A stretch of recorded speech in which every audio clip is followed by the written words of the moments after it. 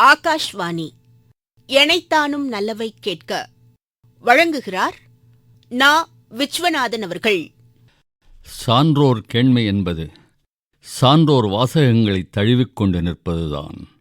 அவற்றை திரும்பத் திரும்பச் சொல்லிக்கொண்டே இருக்க வேண்டிய காலத்தில் இருக்கிறோம். சான்றோர் சொற்கள் எல்லாம் இலக்கண இலக்கிய அகராதிகளிலிருந்து கிடைப்பவை அன்று. பட்டறிவின் விளைவு. மௌனமாயிருத்தல் கூட பெரிய உரையாடல்தான். இருத்தல் கூடுதலாக தியானம் இருக்கிறது. பிறர் குறைகளை அறியும்போது பொறுமை காத்தல், வாய்மை, எப்பொழுதும் உண்மை பேசல், அடக்கம், கல்வி கற்றாலும் பணிவோடு இருத்தல், இது ஒரு தியானம். இந்த தியான மனநிலையிலிருந்து பிறக்கும் வாசகங்கள் உயிர்த்துடிப்புள்ளவை, உலகு புறக்க வல்லவை. சான்றோர் யார், அவரது நல்லவை என்பவை யாவை என்பதற்கு நீண்ட விளக்கங்கள் தேவைப்படாது. சால்பிற்கு கட்டளை யாதனின் தோல்வி தொலையில்லால் கண்ணும் கொளல். சான்றாண்மையை உரசிப் பார்க்கும் உரைகள் எதுவெனில் தன்னினும் தாழ்ந்தவரிடத்து தன் தோல்வியை ஒப்புக்கொள்ளும் மனப்பக்குவமே. சான்றாண்மை என்பது வெறும் புத்தக அறிவன்று. இது வெல்லும் சொல். வாய்மை என்பது வெல்லும் சொல். அறம் என்பது வெல்லும் சொல். நான் வீழ்வேன் என்று நினைத்தாயோ என்று சுப்பிரமணிய பாரதி பேசியது வாழ்தல் ஈடுபாடுதான்.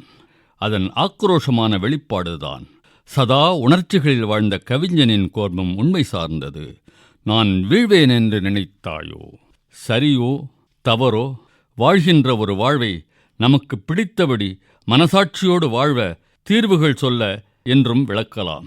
இங்கு யாரும் நல்லவரும் இல்லை, கெட்டவரும் இல்லை. இந்த மனப்பான்மை சரியென்று என்றாலும் ஒரு தீர்வு வேண்டியிருக்கிறது.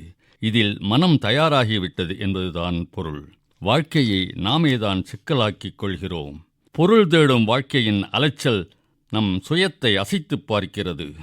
மனம் தடுமாறுகிறது. இந்த தடுமாற்றத்தை அகற்ற என்ன செய்வது? எளிய அறங்கள், எளிய சொற்கள், எளிய மனிதர்களின் அழகிய வாழ்க்கையை அனுசரித்து வாழ்தல், இதில் இருக்கிறது சிறப்பு. இது சான்றாண்மை. இதுவே வாக்கு. இதுவே தியானத்தின் விளைச்சல். ஈன்றாள் பசி காண்பாள் ஆயினும் செய்யற்க சான்றோர் பழிக்கும் வினை என்பார் வள்ளுவர் பெருந்தகை. கடும் பசியால் தாய் அல்லற்படுவதை பார்த்து பொறுக்காமல் சான்றோர் பழிக்கும் செயலைச் செய்து பசிபோக்க நினைக்கக்கூடாது என்பது கருத்து. நெஞ்சுக்கு நீதியும் தோளுக்கு வாளும் நிறைந்த சுடர்மணிப்பூன் பஞ்சுக்கு நேர்பல துன்பங்களாம். இவள் பார்வைக்கு நேர் விருந்தி. வஞ்சனையின்றி பகையின்றி சூதின்றி வையக மாந்தரெல்லாம் தஞ்சமென்றே உரைப்பீர் அவள் வேர் சக்தி. ஓம் சக்தி ஓம் சக்தி ஓம் சக்தி ஓம். ஒரு கூடை நிறைய பூக்கள் என்பது மாதிரி சான்றாண்மையை முதலில் பற்றிக் கொள்கிறது. நெடுகிலும் நறுமணம். கைப்பிரம்பை வைத்துக்கொண்டு நீதிபோதனை பாடம் நடத்தும் ஆசிரியராக வள்ளுவர் ஒருபோதும் இல்லை. மெல்லிய வருடலான். குரு சிஷ்ய பரம்பரையை பேணாமல் சக தோழராய் நின்று வள்ளுவர் உரையாடுகிறார். இன்ப துன்பம், லாப நஷ்டம், வெற்றி தோல்வி எல்லாவற்றையும் சமமாக கருதும் மனநிலையை பெற்றுவிட்டவர்கள். எல்லா இருமைப் பண்புகளையும் பிரிவு பிளவுகளையும் கடந்து வாழ்பவர். ஒருமையையும் ஒத்திசைவையும் வளர்த்தவர்.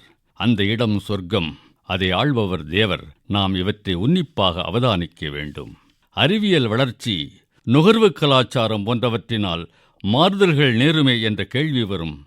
ஆனால் நல்லன என்று அடையாளப்படுத்தவிட்டவை ஒருபோதும் மாறாது. குறைகள் என்பதை வெற்றிச் சொற்கள்தான். வாழ்தலே கலைதான். வாழ்வோம். எனைத்தானும் நல்லவை கேட்க வழங்கியவர் நா. விஸ்வநாதன் அவர்கள். படைப்பு திருச்சிராப்பள்ளி வானொலி நிலையம்.